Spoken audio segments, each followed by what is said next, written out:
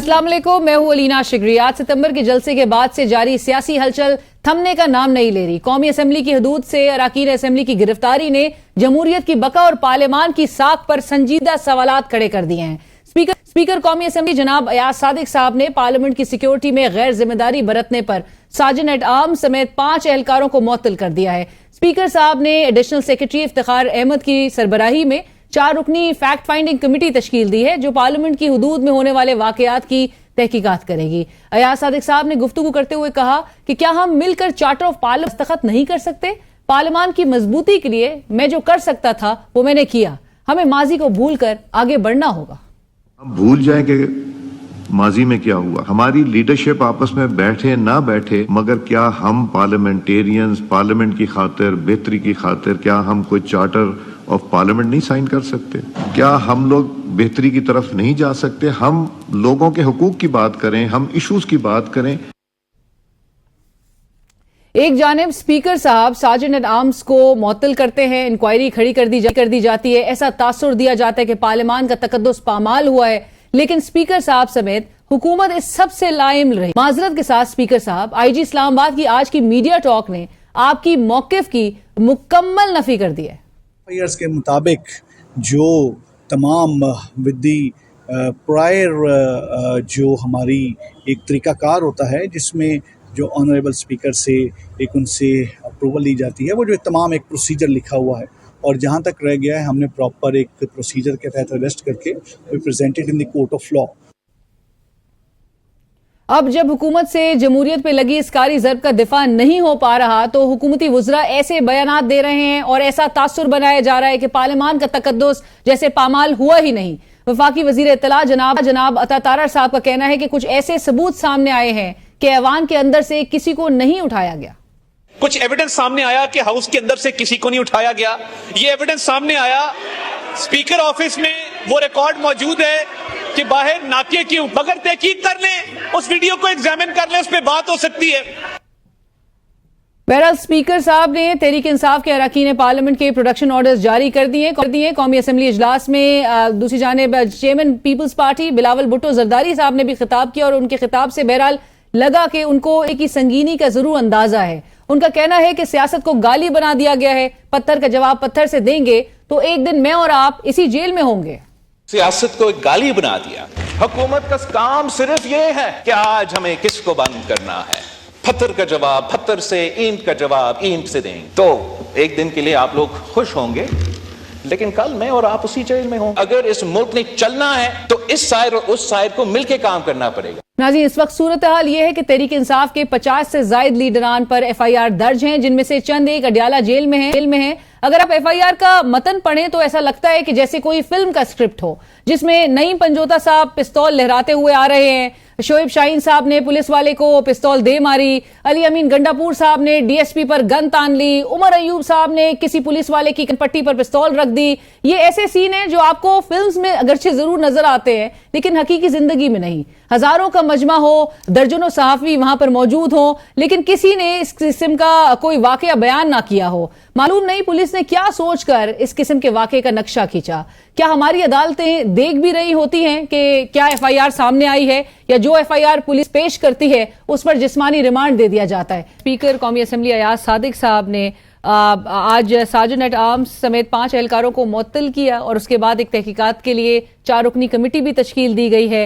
ये additional secretary Iftikhar Ahmad साहब की सरबराही में ये कमेटी तश्कील दी गई है, जबकि जॉइंट सेक्रेटरीज इरशाद अली खान और रिजवानुल्लाह साहब ये भी इसमें शामिल होंगे और कायम मकाम जो सार्जन एट आर्म्स हैं फरहत अब्बास साहब, ये भी इस तहकीकाती कमेटी में शामिल होंगे। और अब ये तय किया जाएगा कि CCTV फुटेजेस देखी जाएंगी और तय किया जाएगा कि अरकान को पार्लियामेंट के अंदर से कैसे गिरफ्तार किया गया, क्योंकि हुकूमती वर्जन जो सामने आ रहा है वो ये है कि पार्लियामेंट के अंदर से किसी को गिरफ्तार नहीं किया गया और उसके शवाहिद वो कहते हैं ऐसे मौजूद हैं कि जिससे ये इंडोर्स हो जाती है बात कि पार्लियामेंट के अंदर से कोई अरेस्ट अमल में नहीं आया। इस पर गुफ्तगू होगी क्योंकि आज एक तरफ अयाज सादिक साहब भी प्रपोज कर रहे एक चार्टर ऑफ पार्लियामेंट भी पाकिस्तान तहरीक इंसाफ क्या इसे सपोर्ट करती है और गुज़िश्ता रोज की जो इमरान खान साहब का जो फैसला सामने आया, जो डिसीजन एक बड़ा सामने आया जिसमें उन्होंने तमाम दरवाजे बंद कर दिए हैं, जो एक मुज़ाकरात के लिए ایک وے فارورڈ کی ایک امید نظر آ رہی تھی ڈائیلاگ کو آگے بڑھانے کے لیے.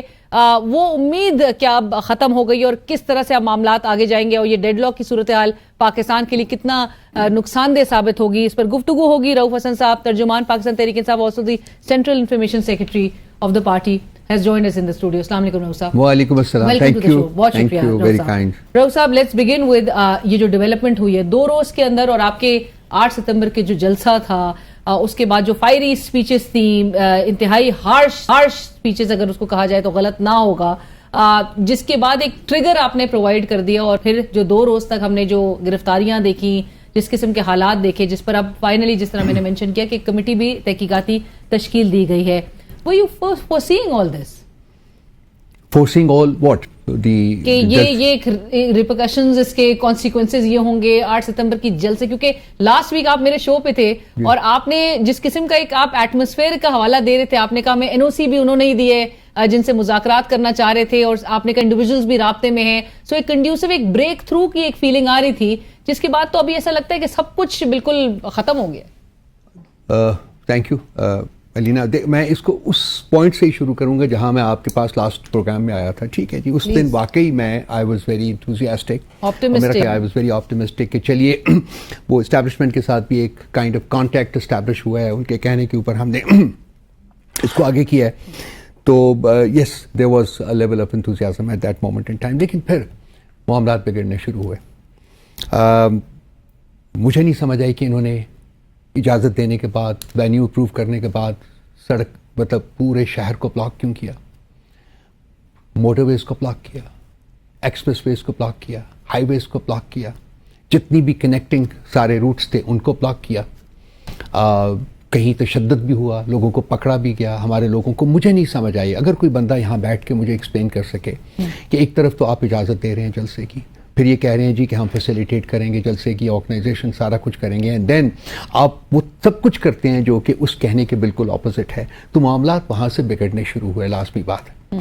اس کے بعد جو تقریروں کا جو ذکر کر رہے ہیں نیکسٹ اس کے جی وہاں, اس سے پہلے کچھ وائلیشنز آپ نہیں سمجھتے کہ آپ کی پارٹی کی جانب سے بھی کوئی وائلیشنز ہوئی ہیں ان NOC میں جو درج تمام جو کنڈیشنز تھیں اس کو آپ نے ابائڈ کرنا تھا؟ دیکھیے, ان کنڈیشنز میں سے کسی کی وائلیشن نہیں ہوئی, سوائے اس کے کہ according to the government side وہ کہتے ہیں جی کہ 7 بجے آپ نے جلسہ ختم کرنا تھا اور آپ نے 7 بجے جلسہ ختم نہیں کیا. دیکھیے, مجھے صرف یہ حیرانگی ہے کہ جی 4 بجے سے 7 بجے جلسہ کرنے تک کے اوپر ہم نے ایگری کیوں کیا تھا. اگر ہم نے ایگری کیا تھا, مجھے پتہ نہیں ہے کیونکہ میں اس کمیٹی میں شامل نہیں تھا جس نے ایگری کیا. So I will have to recheck whether they had agreed to all that. لیکن ان کا کہنا ہے کہ جی 7 بجے جلسہ آپ نے ختم کرنا تھا, وہ 7 بجے جلسہ ختم نہیں ہوا. اب یہ کوئی جرم نہیں ہے. پولیٹیکل جو گیدرنگ ہوتی ہے اس میں یہ کبھی نہیں آج تک پہلی دفعہ ہم نے سنا ہے جی کہ آپ اتنے لمیٹڈ ٹائم کے لیے آپ جلسہ کر سکتے ہیں, اور اس کے بعد وہ کو 41 قسم کی کنڈیشنز تھیں. اور یہ کوئی 3 سے 6 کی مووی تو ہے نہیں کہ مطلب کہ جی آپ اس کو لگائیں چلائیں اور چلے جائیں. اس کے بعد لوگ آ رہے تھے, پتہ نہیں کہاں سے لوگ آئے تھے. 6 بجے تک تو لوگ پہنچ رہے تھے, بلکہ اس کے بعد بھی ہمارا ایک اندازے کے مطابق 50% بھی لوگ اندر نہیں آ سکے تھے. 50% سے زیادہ لوگ ابھی تک سڑکوں کے اوپر تھے. اس کے بعد فائری سپیچز کی آپ بات کر رہی ہیں جی. دیکھیے, ہم لوگوں کو بہت دیوار کے ساتھ لگایا ہوا ہے, بہت زیادہ, بہت کچھ سہ چکے ہیں, بہت کچھ سہ رہے ہیں. میں فیل کرتا ہوں کہ یہ جو پولیٹیکل سپیچز ہوتی ہیں ان کو پولیٹیکل سپیچز کے طور کے اوپر ہی لینا چاہیے, اس سے آگے یہ کچھ نہیں ہے.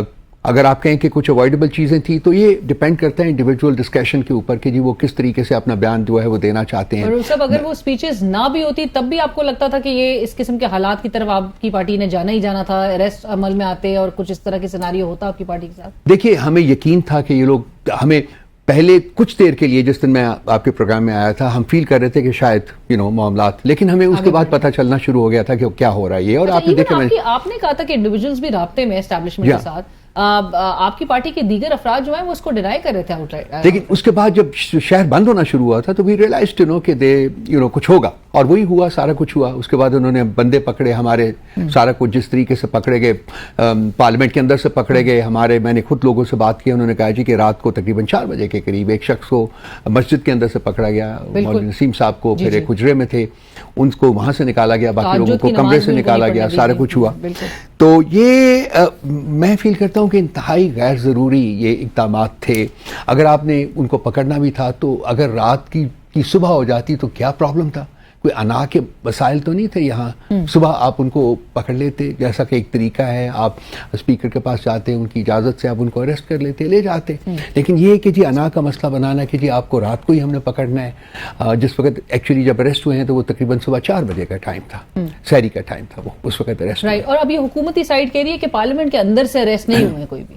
جی ہمارے جو لوگ ہیں وہ کہتے ہیں ہمارے پاس ثبوت ہیں, اور سی سی ٹی وی فوٹیجز اسی لیے مانگی جا رہی ہیں کہ جی اس کے اوپر اسٹیبلش ہوگا کہ کس وقت ہے, کیونکہ انڈرسٹینڈیبلی اس کے اوپر وقت بھی آیا ہوگا. اور آپ کو لگتا ہے کہ تحقیقاتی کمیٹی جو ہے وہ سی سی ٹی وی فوٹیجز جو آپ لوگ پہلے بھی ایک 9 مئی کا سامنا آپ لوگ کو رہا ہے, اور یہ تو 9 مئی پارٹ 2 اس کو کہا جا رہا ہے, تو C C T V footage again وہ ایک مدعا ہے, وہ سامنے آ سکیں گی؟ علینا تحقیقات کی ہسٹری پاکستان میں انتہائی ڈسپیکیبل رہی ہے. کوئی تحقیقات آج تک کبھی اپنے انجام تک نہیں پہنچی ہے, منطقی انجام تک. ان کو ڈیریل کیا گیا ہے, اس کے نتائج ہے ان کو ٹیمپر کیا گیا ہے. سی سی ٹی وی فوٹیج کے اوپر میں آپ کو یقین دلاتا ہوں کہ پرابلم ہوگا, جی اس دن کیمرے نان فنکشنل ہو گئے تھے, یہ ہو گیا تھا, وہ ہو گیا تھا.